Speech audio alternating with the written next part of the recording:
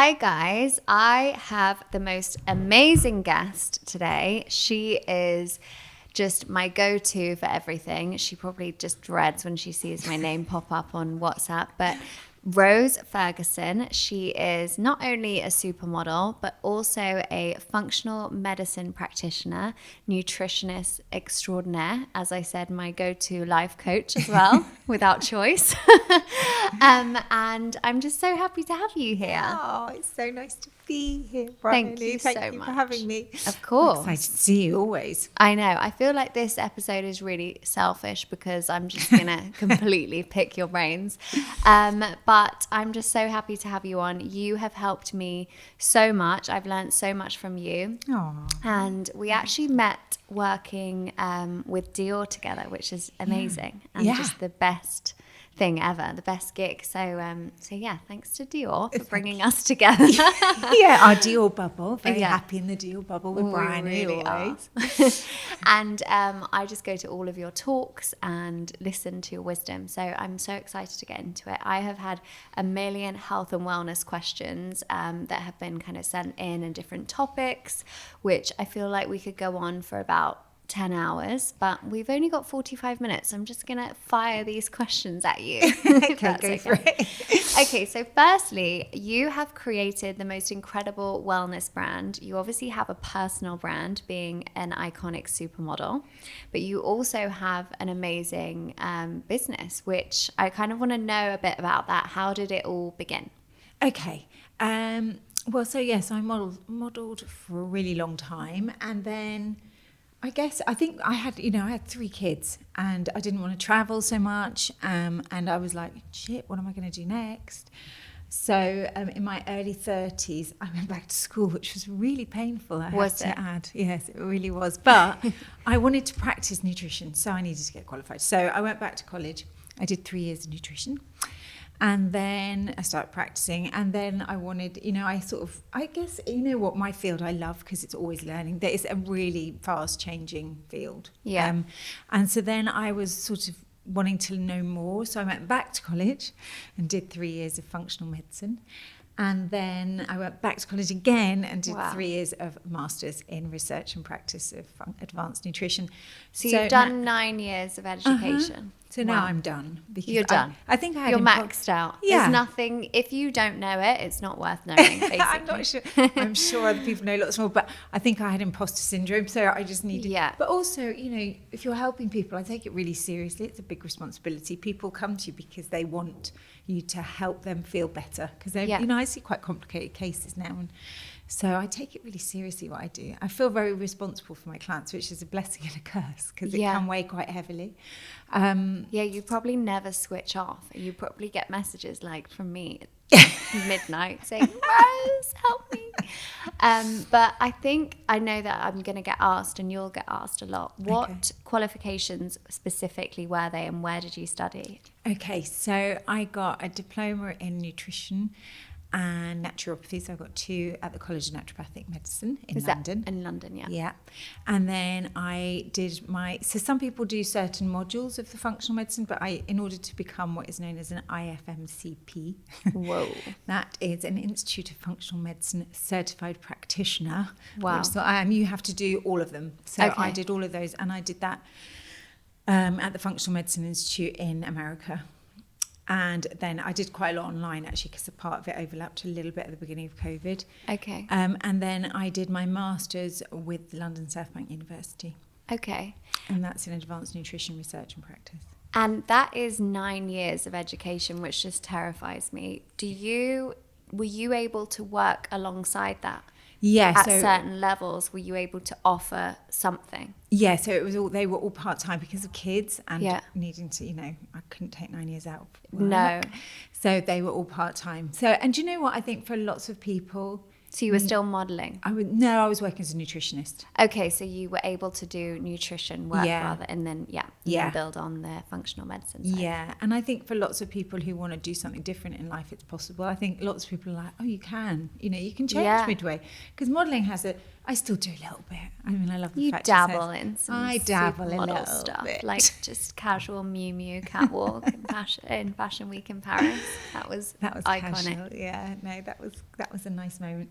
But yeah, but you can't, you know. So, but obviously, for me, I didn't want to travel, so I had to think. I like to work. Yeah. You know, I wasn't going to sit around and put my feet up, and I'm really passionate about what I do. Yeah. I absolutely love what I do. I'm kind of a bit nerdy and obsessed by it.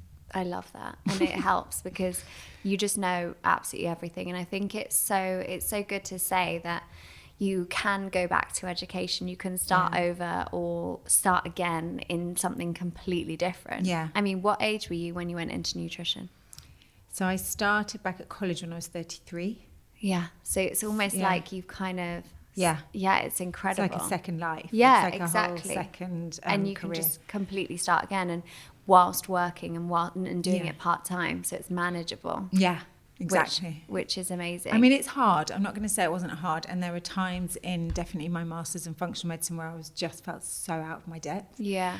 But must be quite intimidating. It was quite intimidating. And they kept saying, when you find your academic voice, I mean, honestly, the expletives that came out of my mouth, I was like, oh.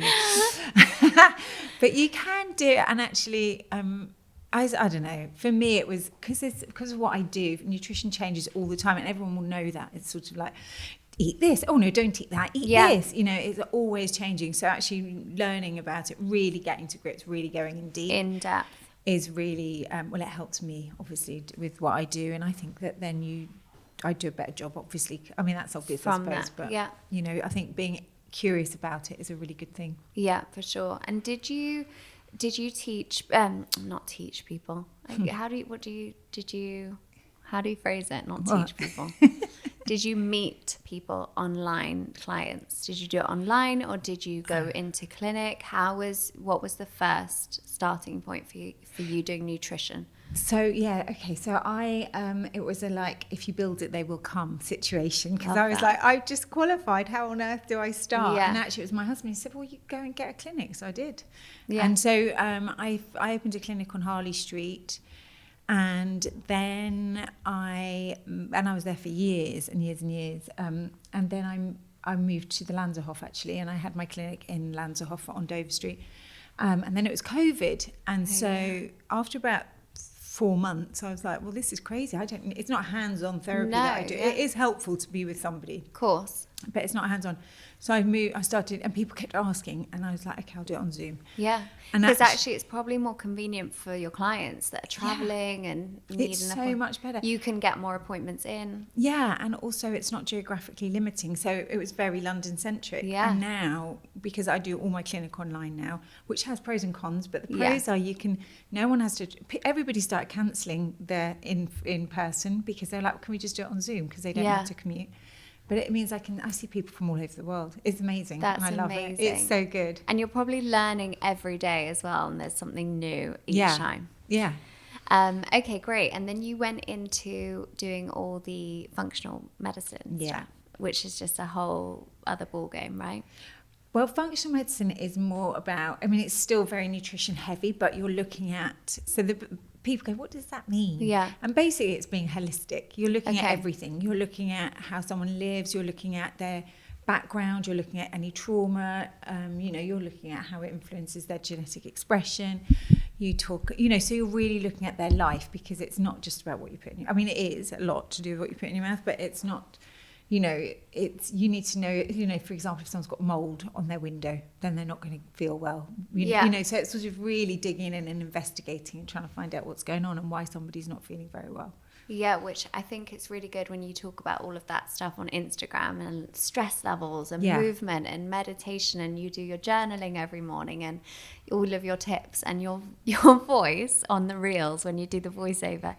It is so soothing and so cozy. You've just got this like cozy, I don't know, I just feel like safe when I listen to your reels. I love it. Okay, amazing. Well, I'm obsessed with all of this stuff and find it so interesting. And I mean, I am the perfect example of someone that changes. I mean, I was basically vegan plus the odd bit of fish.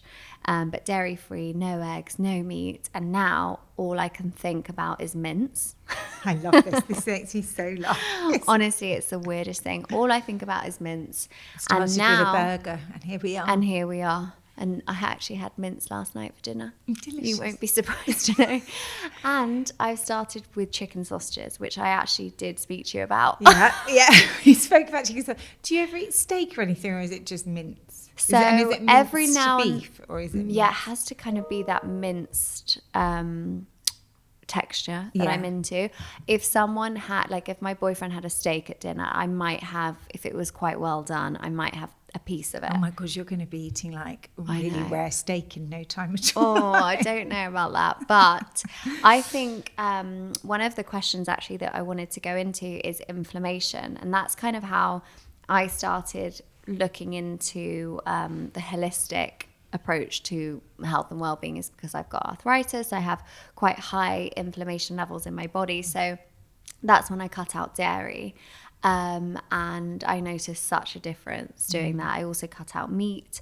I also want to say, at the time I was living in Switzerland, so I was probably quite high dairy and meat at the time. That was just my diet.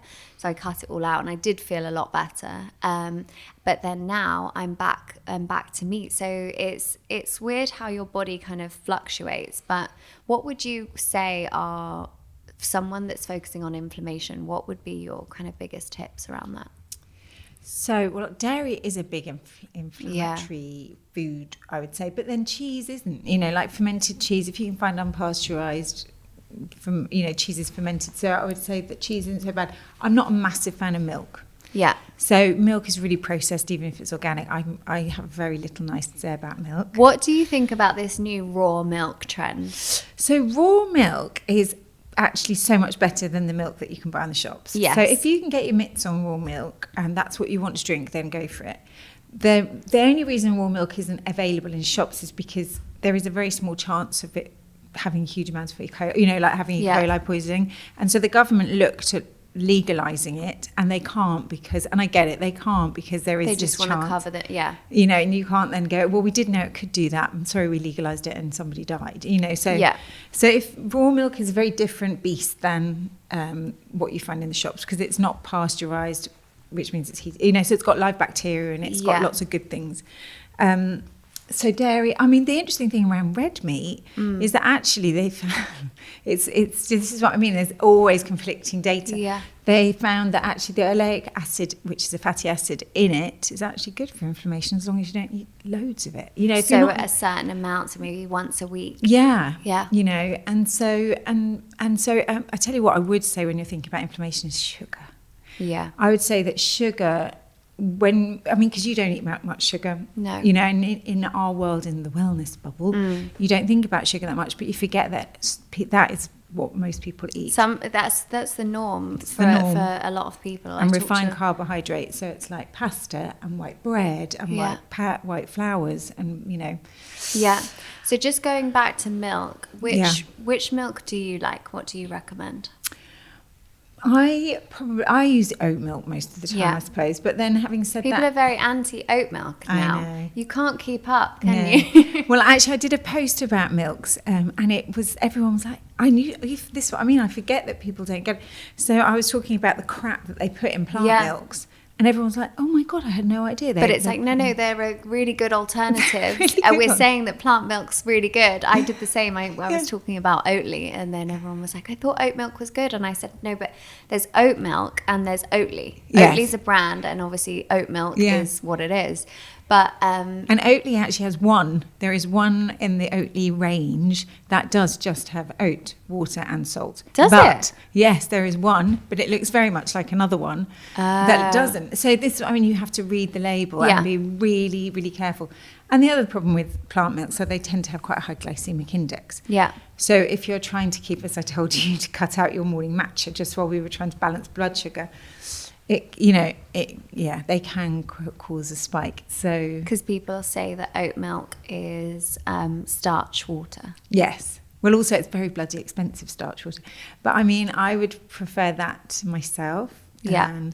But Yeah, so I drink oat milk, but I think it's really important to just check it's got no other crap in it. Yeah, so just read the label. Read And the label. is there a huge difference between having your morning matcha with almond milk or oat milk? Is there really any? Is that going to change your wellness life? No, I would say not really. Okay. I mean, there's a couple of different profiles, like there's a bit more minerals in almond, you know, but no, I'd say not really. I mean, And the amount that you're having, like, it is just so small that, you know. Well, yeah, you know what though? That's the thing is that people go crazy for it. You know, everyone takes it to extremes. So they're like having 6 lattes a day, and it's like, no, that is actually quite a lot. It's like just have 1 or 2, and you don't have to have loads. Have more matcha than milk. And I think also choosing when you, like, for example, with I know you have milk in your smoothie, but I have water in my smoothie because I get the creaminess from the avocado or whatever. So I'll have the milk in my matcha versus having it in the smoothie. You know what I mean? I'll put water in my porridge rather than milk. Yeah. So yeah, I think definitely reading. Water in porridge is such a good idea. I never understand why people put milk in porridge. No, because you don't really taste it. No, and it makes no bloody difference. Yeah, and especially if you add a scoop of protein. Yeah, powder. And nut butter. Delicious. Oh, it's so good. Tell you which milk I'm really not a fan of is soy. So processed soy is a big fat no-no. Across the board. Across the board, okay. So no soya milk. And soy itself, like edamame, miso, organic tofu, tempeh, fine. But those soy dairy products. Okay, so you're fine with tofu because again, I think this is so interesting, and I think people will love this because there's so many wellness kind of clickbaity things on TikTok, and it's like tofu is killing us, and soy and all this, and I think actually there are some caveats. That's the problem. Yeah, it's tell me the caveat. So the caveat with tofu and tempeh is it has to be organic and fermented. Okay. So if you're looking for a tofu, because the problem with tofu is that it's made from soy, and soy, the product, the bean soy, is often genetically modified, often sprayed to, with so many pesticides.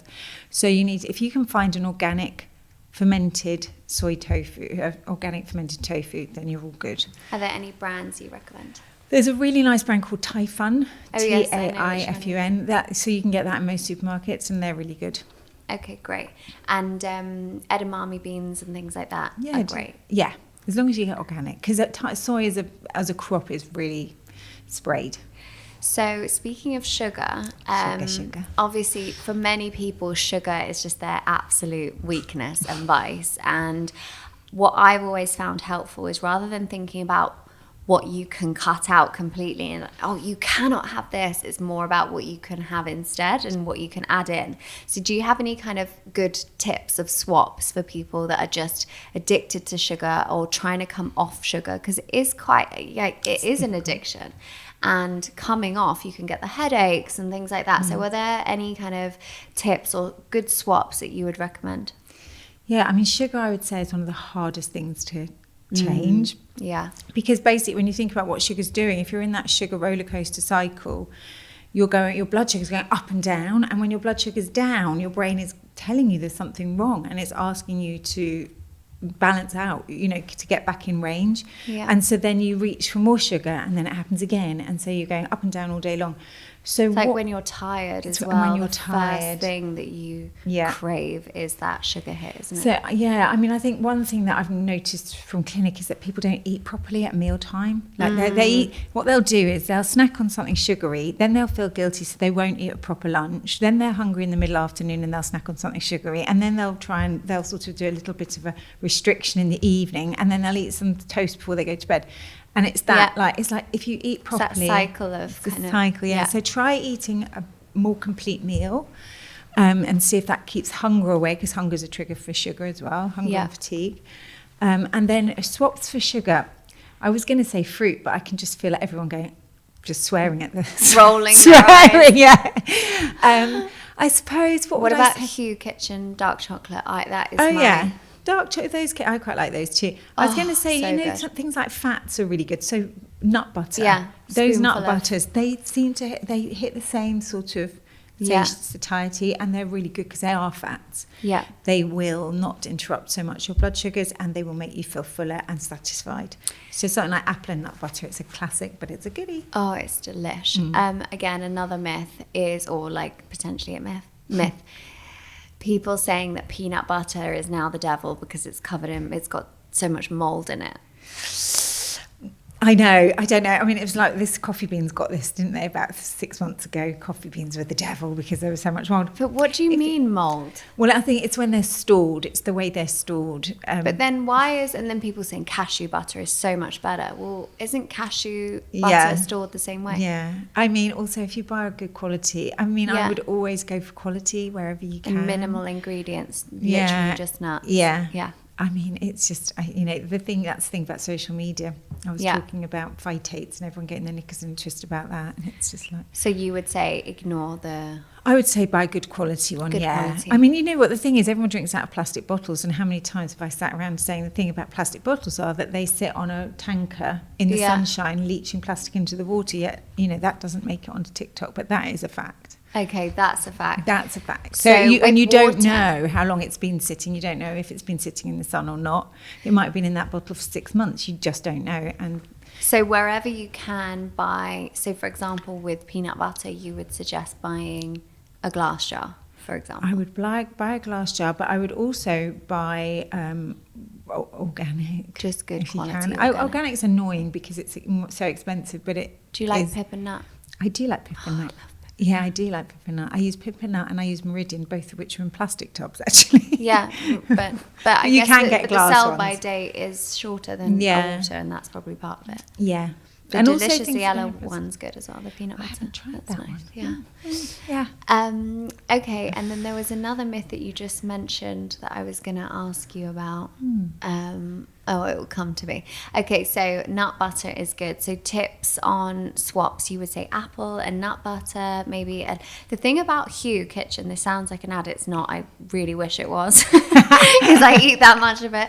But Hue Kitchen is so pure, and I find honestly, if I have a sweet craving and I have one square, it hits the spot. 2 max. You don't need more than 2. Yeah. Well, I think that's the same with dark chocolate, actually, because it's quite dense and also so rich. It's so rich. So if it's just, you know what, there is an element of just you've got to grin and bear it, because the sugar cravings will go. Yeah. It usually takes around 2 weeks, but so you literally just have to buckle up and go for it. Maybe get an accountability partner. Yeah, exactly. I think that's such a good tip. And just, and then I think dark chocolate is probably the best one because you don't want to eat a whole bar of it. No, but it just kind of fills that void. And I also think it's a lot about habit, isn't it? It's like that kind of, that afternoon slump. Yeah. And it's kind of replacing that with something. So I have a matcha during the afternoon slump, and that kind of covers me. Or maybe in the evening when you watch TV, maybe make yourself a mint tea instead, or make something else that kind of hits the spot. Yeah. I think it depends on if your blood sugar's crashing mid-afternoon because of stress, fatigue, whatever it is. I think I always, one of my taglines is you choose it, don't let it choose you. Okay. So make a mini meal, like have a little bowl of soup, have some hummus and crudité. Choose something, or if it's a piece of cake, choose a piece of cake that, because what happens is people are starving, and because it chooses them, so right. They eat 3 pieces of cake. It's like, okay. And then they sit there and feel so shit about themselves. So make the decision, make it your decision and make it your choice rather than it getting you. And then the same in the evening, actually, and this goes for booze as well, is you're right, making a cup of tea, the ritual of making a drink doesn't have to be opening a bottle. Yeah. It can be just, and kombucha. That works. It can be a kombucha, exactly. And it is just that ritual. I mean, I even have clients who I've said put it in a martini glass. Yeah. It doesn't have to be alcohol, and it's not necessarily the booze. Kombucha. Yeah, it can be, and the same for sugar. It's sort of like just do the thing, but use a different product. Yeah. I actually have this cacao tea now that it's so good. It's from Noops. Do you know Noops? Yeah. And they do it's just pure cacao, and I just add it into this teapot with hot water, and it's just, imagine like a non-sickly hot chocolate. Yeah. It's so delicious. Is it not bitter? It's not bitter at all. No, and I put a little bit of cinnamon in there as well, and it just tastes so cozy. It's really a nice thing after dinner. Yeah, I think there is also psychology around. A client of mine calls it the finisher. There's some way of finishing a meal, and so that's having what dark that chocolate sweet thing at the end of every meal. Yeah. So what would you say is a good day of eating? I know that this is such a general question, but to someone like us that's, you know, fit and healthy and is just looking to kind of be the healthiest version possible, what would you kind of say? Well, it's so funny. I did this the other day on Instagram and somebody was like, is that all you eat? I was like, how much? I think people have a very skewed idea of Portion size. Yeah. I was like, so what would I eat in a day? So I either start with eggs, a smoothie if I'm in a rush. Or, what's in your smoothie? Well, that depends. I'm usually half an avocado. My favourite one is half an avocado, tablespoon of nut butter, water, protein powder, and that's it. Something like that. Delish. I think I'm missing one. And you use... some spinach. And which protein powder do you use? So I like the bovine collagen protein from Ancient Nutrition. Yeah. I also like the Form one. Yeah. I also like, if I'm looking at a vegan one, the Supernova. Yeah. There's all those three. Those are the three that I use. So that would be your breakfast. Yeah. Or I do kefir. And if I, with nut seeds, that's one of my favourites. Yeah. And then lunch. So I try not to snack. And I think that was another thing that came out of this post is people going, what, you don't eat between meals? The snacking culture is very specific to the UK. Is it? Very specific. In Europe, they don't snack like we do. Yeah, and they just really enjoy their meal times. They eat their meal times, yeah. And it was, people were really like arsey about it. And I was just like, no, I don't. I try not to snack. It doesn't mean I don't, but I try not to. And so for lunch, I will probably have whatever I've made the night before. I usually have some leftover of that. So I will either take it to work with me if I'm going out, or, I don't know, I'll just eat something normal. But I suppose... You made me buy one of those thermos stew jars. things. They're stew so pots. good. They're so good, aren't they? Because it keeps it hot for, 7 hours or something? You feel so smug. I know. You're like... so prepared. I've got my life together. On it. I know. Yeah, that was a get good your nails tip. done, get a stew pot, get your car cleaned, and you're on it. I know. That makes me feel. I love that. Okay, so you'll sometimes have your stew, or I've seen you do avocado toast or something along those kind of lines. Veggies. I think that's another tip that you've given me, is your body liking the routine of kind of similar-ish times of eating times. So then okay, I've already had my breakfast. I'm now going to have my lunch at 12 or 1 or whatever. Yeah. So you can kind of like make it through. Yeah. And I also think another thing is that I've learned is that people, when they think they're hungry, are thirsty. I know that that's worked for me. If I'm feeling hungry, often I just haven't had enough water. Yeah, and also people feel tired when they're thirsty. Yeah. If they're dehydrated, tired, they can get a headache, low energy. Yeah. It can sometimes just be as simple as having some more hydration. Yeah. Or even if you're not very good at drinking water, getting some fresh mint leaves, putting that or lemon in some hot water. Or I drink tea. I drink a lot of herbal tea throughout the day. Which herbal tea? I start with a bit. Go back. Which herbal tea? Talking about thermoses, I'm not advertising for thermos, but I'd love to. Yeah. So I usually, if I'm at my desk, if I'm doing clinic, I'll make a big thermos and I'll put in a mixture of like a nettle, a green, and turmeric, something like that, or quite like a cinnamon sometimes. Yeah. And fennel, I love. Yeah, fennel's good. Exactly. You mix it up. So that's, and I'll drink that through the day, because I'm not fantastic at just drinking water. Unless I'm in a restaurant, I'll drink lots of water because it's on the table. And do you think it's the same? Herbal tea versus water? Yeah, I do. Yeah. There is a slight argument that it's not, but yeah, I do. I think that if you really are looking to boost your hydration, taking electrolytes, I have lots of clients of mine that I put on electrolytes. Which electrolytes do you recommend? So there's one by Body Bio that I like. Okay. Body Bio. That's the one I use, and I'm just trying to think of the name of it, and I can't. But if you look up Body Bio electrolytes, I think it's called E-Light. And you add that to your water.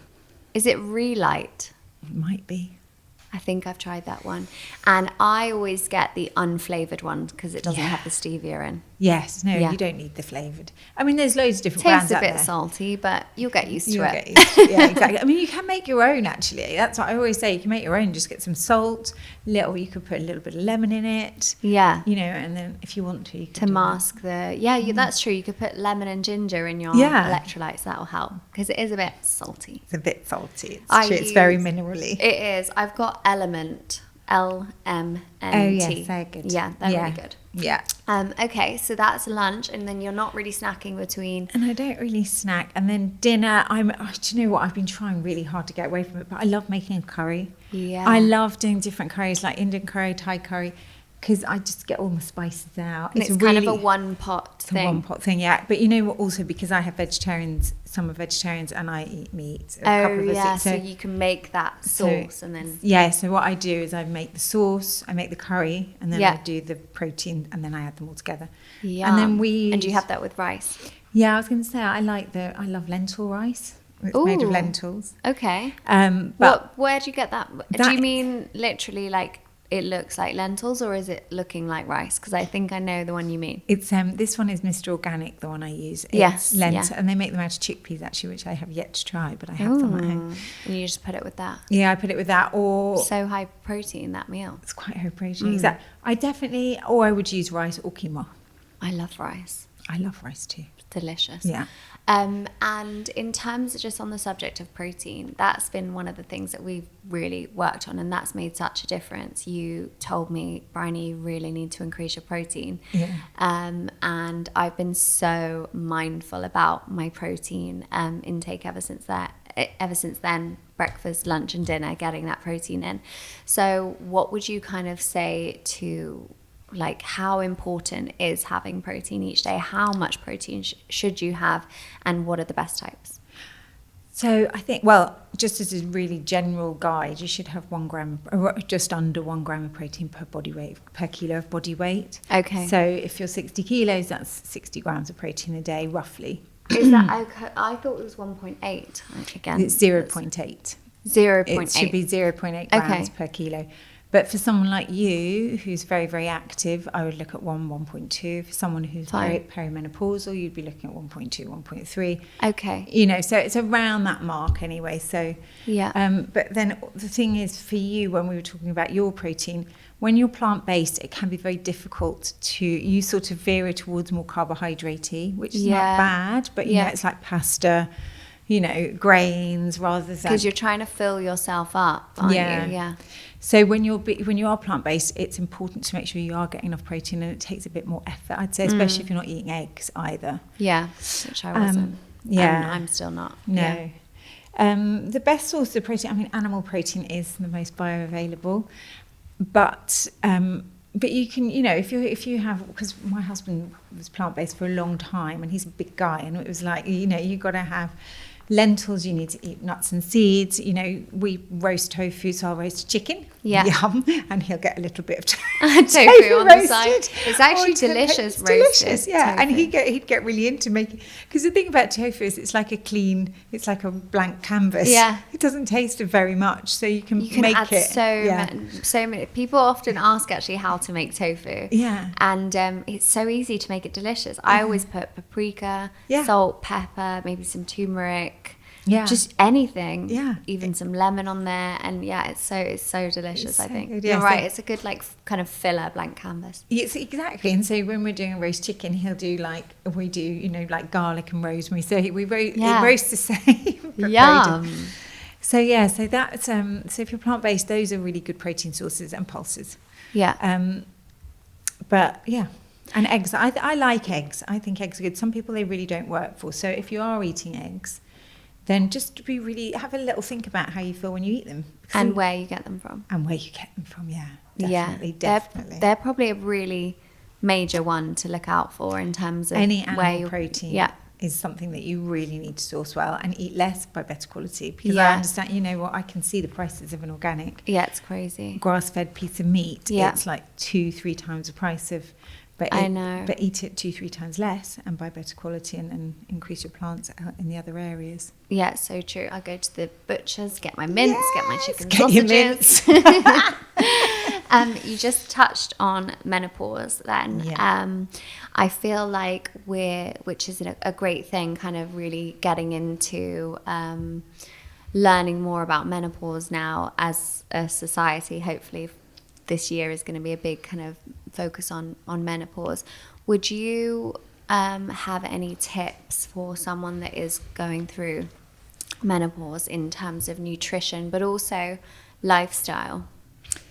Yeah, so I think, so for a start, if you're wondering if you're perimenopausal, so if you feel like you've got symptoms, there's I think that one of the big things that I've realised in clinic are that people sort of live with it and aren't sure and are A bit ashamed. feeling a bit ashamed. They don't know whether to say anything at work. It's been portrayed as a weakness. Unfortunately, that I hope is changing now. Yeah. So first of all, talk to somebody. Second of all, I would say when perimenopause comes and your hormones start to change, it's really important to get some exercise. Yeah. To keep you sane, apart from anything, but also your body weight your muscle mass is really key at this point. Your muscle mass and your bones.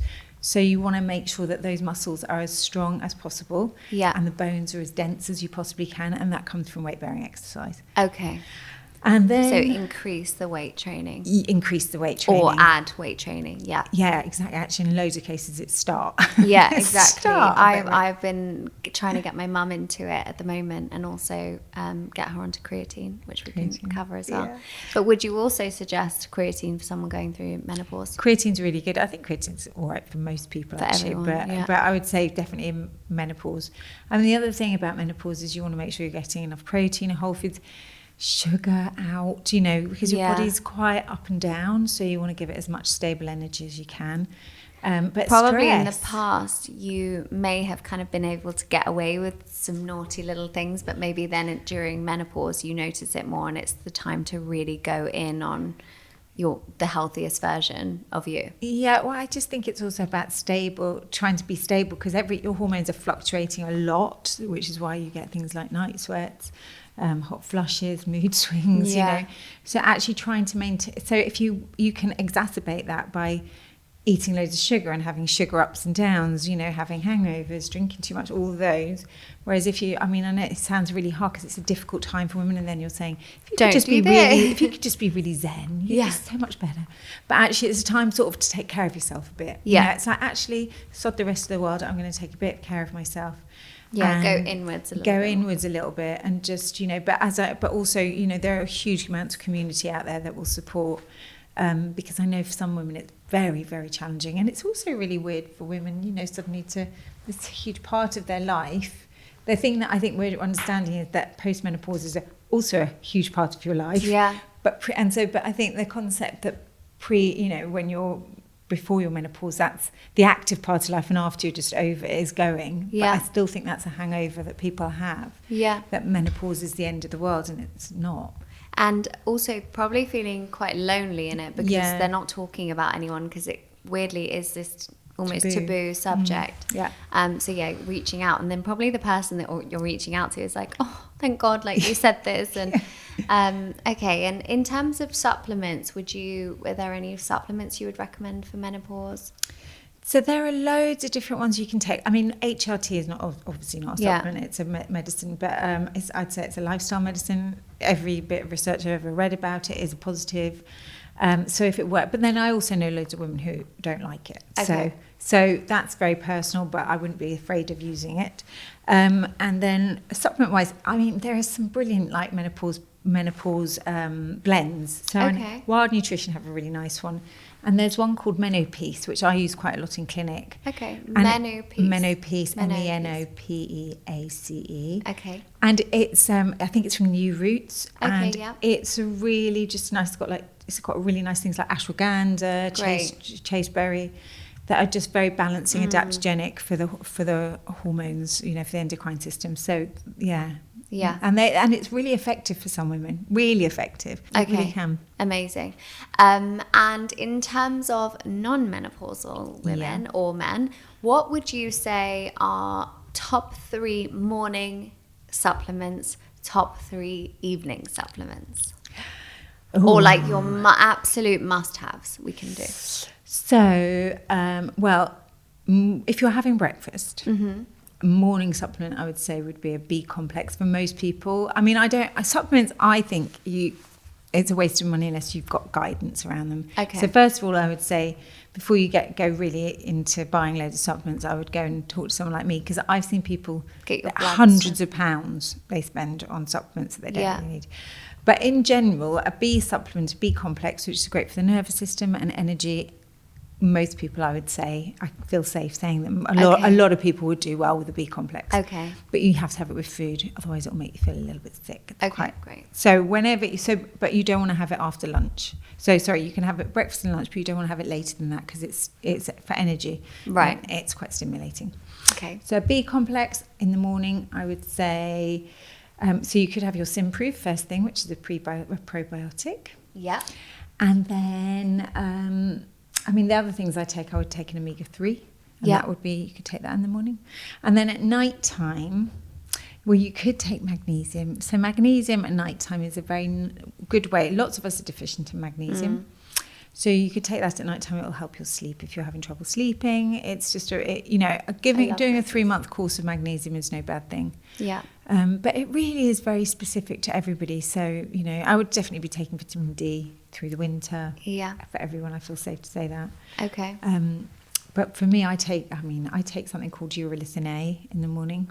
Okay. Which is very good for the gut. And what else do I take? You don't really want to know. We do. We want to know, absolutely everything that you do. I take urolithin A. I'm testing. This is quite exciting. I'm testing home NAD shots. Oh. So that's quite exciting. And I'm sort of 6 weeks in now, and I sort of have noticed a difference. Yeah, I do actually. Who does that for you? Or do you do it yourself? Yeah. Wow. And what's the company? So I'm using the human one at the moment. The human HUM number 2. Yeah, that one. So I'm trying Dr. E's one. And I've been testing. Yeah, so that's quite interesting because it's definitely something. Is it quite low level of NAD? Because I once had a wild experience. Yeah, no, it is quite low level. Okay, so it's kind of a daily. So I'm doing it every other day. It's a little shot every other day. It's a very small amount, but it's. So don't be put off. No, if you're like me and have had someone do a drip form of it, and you had a bad reaction. Okay, good. Yeah, because NAD is like the super one, isn't it? I know, but it's also still a little bit controversial. Well, we don't know that much about it. Yeah, so that's why I'm trying it for such a long time. I love that though, that you really try everything. Yeah, it's so important. Especially when it's injecting yourself or something. I think it's probably quite important to know if it works or not. And L-theanine, what do you think about L-theanine? L-theanine, well, I think do you know what makes me laugh about L-theanine is that people take it to combat coffee shakes. I'm like, don't drink coffee. Why are you drinking coffee? Yeah. You can drink matcha, exactly. And it's got L-theanine in it. Yeah. Oh, I love you, Rose. I know. But it took the words out of my mouth. I love that. I really don't understand that. But L-theanine is very nice and calming. Do you know what I do use quite a lot in clinic for very anxious patients is GABA with L-theanine in it. Yeah, GABA, I'm taking that at night. GABA at night, it's an amazing supplement. And apigenin. Do you like that? Yeah, I do. I've got L-theanine, GABA, apigenin, and magnesium for my nighttime. Yeah, I think GABA, the one that I use in clinic is Quicksilver. Oh, okay. I use a Quicksilver liposomal, and it's been brilliant. It's brilliant for some of my patients, for sure. Yeah. Can you tell me your thoughts on creatine? Well, and when we should take it, how much we should take, and I know that you probably know more about this than I do. You're the expert. I just talk about it a lot, but I think there's such a myth with creatine that you're gonna get bloated and puffy and huge like a bodybuilder, but the amounts that a bodybuilder would take is just insane, whereas I'm taking 5 grams. But yeah. Well, also I think there's something about water retention. So so some people get water retention with it, but because it draws water to the muscle, right? Yeah. So you need to be really hydrated when you are taking it. Yeah. Too. And also, I think that, if you use it before exercise, it's supposed to help your muscles. If you use it after, it helps your muscles repair. Recovery, yeah. But I think particularly, as you said, for perimenopause and menopausal women, creatine's amazing for their muscle mass. Yeah. And I like to put it in my water during the workout. That's good, yeah. So I put that in with the electrolytes. Nice. Have a delicious salty concoction. Yummy. Yeah, exactly. I think if you're very active, it's probably not a bad thing to take. But I think it's sort of. I only take it on the days that I'm working out. Yeah. Yeah.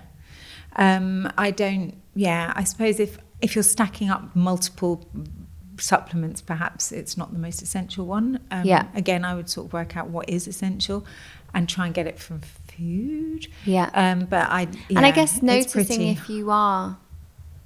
if you find it easy to build muscle, and if you know things like that, and whether you actually need it or if you feel pretty good. I think sometimes you get caught up in like, oh, I need to take this, and it's like, yeah, but do you feel good? If you feel good and you're sleeping well, and you know you've had your blood test done, and then you actually don't need to do anything. No, just do exactly what you're doing now. For you with the NAD, it's interesting, isn't it, that it didn't work for you, and there are some supplements. It's some B supplements just won't make people feel, they don't, and it's almost like your body's saying, I don't need that. So you're right, you should go on how you feel, and that's why it's worth going to talk to somebody, because if you've got something that you're worried about health goal wise, or that you don't feel optimal, then go and find out what the underlying cause is for that, rather than just spending a fortune not when you don't know what you're doing. Having that guidance. Have some guidance, or just do a bit of investigation and a bit of a plan. I always feel good when you give me your plan, and I'm like, okay, I'm going to stick to it. I'm motivated now. And just to finish off, what would be kind of, you're so good at doing your walks and your journaling and everything. What would be, outside of nutrition, your kind of biggest tips or game changers that have really changed your life? I think... Or that you find just so beneficial each day? I think giving yourself a break, so I suppose the nature of my job is that you go into 3 phases of being really intense about some protocol or another, and actually the longer I've been doing it, the more restrictive you are, the worse it is. The more stressed you feel, the more unhappy you feel. And actually that's what I would say, is it's like chill out, it's all going to be fine, just 80% of the time do what you should. We know what we should do, and actually eating really well, or going for a walk, or not getting completely arseholed at the weekend. All those things, we know we shouldn't do them, but sometimes we want to, and I just think... Balance is so important. I think letting yourself off the hook... Because you also talk about the benefits of socialising. Community. I'm obsessed with blue zones. Are you? I just can't get enough. I went for dinner with Dan Boutier. Did you? Oh my god, that's my dream. He's like my idol. Like fangirling. He's incredible. He's amazing. Have you seen the Netflix documentary? Yes, I have. It's so good. Sardinia, when they were walking uphill. I know, but also they don't have screens, and they're not comparing themselves to everybody else, and they're not trying to... And it's something they're not. They're just like living life in the present. It is what it is. God forbid. And and having that sense of community as well, I think is so important, isn't it? That sense of belonging and also just being active naturally in your day.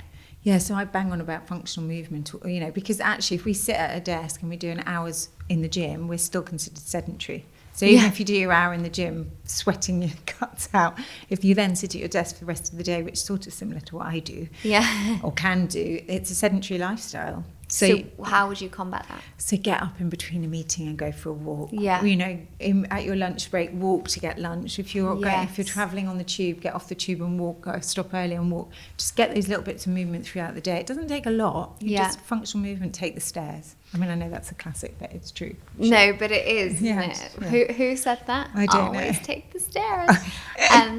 Before I had this office, I worked from home, and I had my mat just out, and then anytime I had like a 5 or 10 minute window, I would just have the mat there, so I could just do a quick burst of movement, and it really helps. Or get a standing desk. I have a dreadful, my husband takes piss out of it, he's like, that's awful, but it's a standing desk so that I can stand and write. I want to get one of those walking pads. Exactly, and you can put a treadmill under it. So good. I think he might divorce me if I did that. I think that might be the I'm final not married straw. yet, but all chances of getting married will go out the window.